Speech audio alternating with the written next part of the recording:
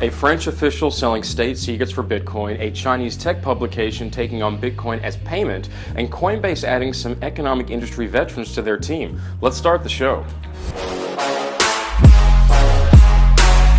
For Crypto Global News, I'm Edward. There's a lot to cover in today's episode, but before we get into what's happening in the grand world of blockchain technology, I want to send a quick shout out to today's show sponsor, which is ICO Squared. Now, ICO Squared is an algorithmic-based ICO rating system that is looking to pave the way for the future of how ICOs are rated. For all the details on ICOs that you want to know more about, check out ICO Squared.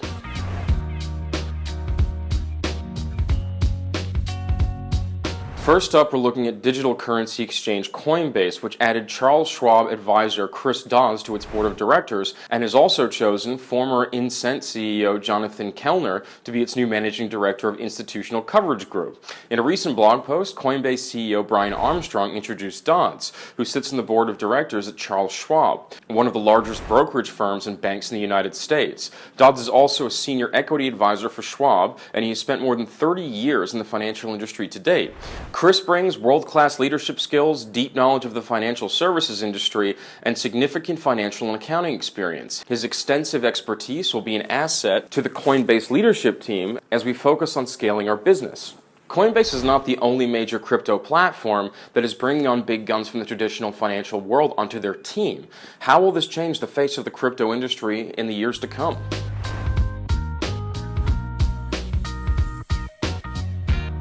Next up, we're looking at the great state of Wyoming. Now, lawmakers in what is known as the Equality State are currently considering drafting legislation that would give authority for the creation of a cryptocurrency bank to serve the needs of the digital asset and blockchain firms in the state. During a recent blockchain task force meeting, stakeholders discussed legislation that would see special purpose depository institutions receive regulatory safety. The blockchain task force is comprised of state senators and representatives, along with technical appointees, including blockchain advocate and Wall Street veteran Caitlin Long. If more and more states in the USA draft their own legislation around how they wish to engage the world of blockchain, how will this affect the nation as a whole? Navigating the world of ICOs can be a daunting task. Not anymore. I present to you ICO Squared. No advisors, no scammy experts. Take a look into the future of algorithmic ICO ratings. ICO Squared.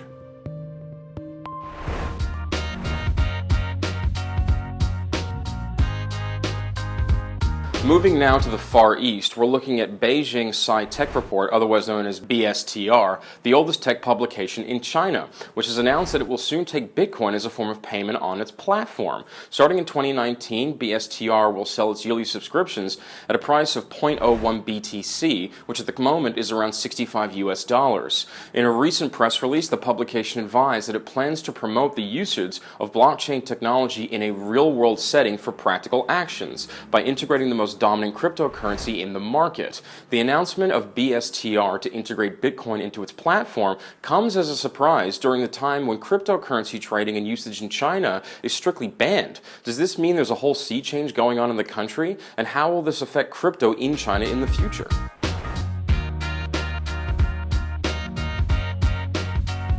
Moving back west, we head into Europe, where we're looking at DGSI, which is a French intelligence agency. It is charged with counter-espionage, counter-terrorism, countering cybercrime, and surveillance of potentially threatening groups and organizations, and also social phenomena. A French security official with the DGSI was indicted last week on charges of selling state secrets in exchange for payments in Bitcoin. According to a local French media, Le Parisien, the unnamed agent was allegedly arrested for peddling economic information and falsifying administrative documents. The news outlet reported that the agent had contacted members of organized crime families as well as specialists of economic intelligence interested in obtaining such secrets.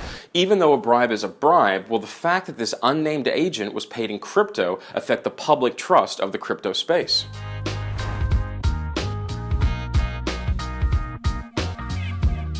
And in the final story for today's news update, we're taking a look at Commodity Futures Trading Commission and its chairman, J. Christopher Giancarlo. In a recent interview on CNBC, Mr. Giancarlo had the following to say: "I personally think that cryptocurrencies are here to stay. I think there's a future for them.